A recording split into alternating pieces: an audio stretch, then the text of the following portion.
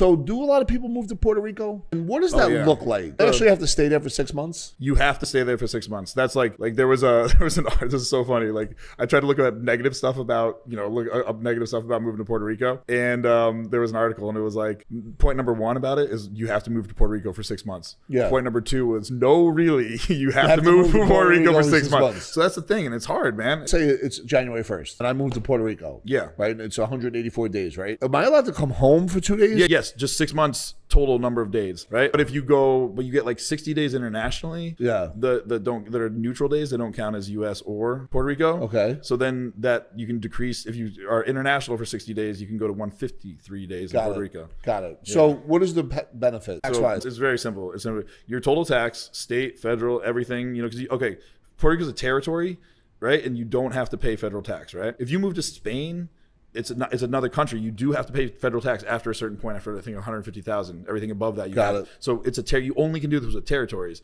and Puerto Rico is by far the best territory to live in, right?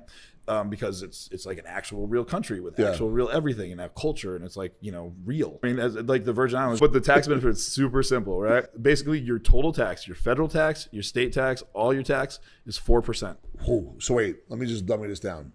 So if you make $1 million a year, you may typically own 300 to 400 grand in that scenario. What I heard you say is you would basically owe 40,000. You would owe 40,000. Do you do that, or you're not there yet? I tried to do it for this year, but I wasn't gonna be able to leave. Got it. You know what I mean? Like I waited until the last minute. I was gonna get like 3 days in the U.S. Yeah, and I just wasn't gonna make it. So, but my application's in. This is the most important thing: is you got to get your application in. Because when you get your application in, it gets time stamped, and that's the law of then. Is the law you get. And the crazy thing about this is it's a 35-year contract with the government. It's not even in a law. So like if they're going to try to repeal your tax benefits for 35 years, they have to go through like legislation. Or no, sorry, they have to go through the court, and then like you can sue them, and like you're going to win because it's a contract. Do you have to do it within that calendar year? I think you have till the next year. I think you have 365 days to actually move there. So as far as I can tell, everyone's much happier if they get their 6 months done and then they have free time.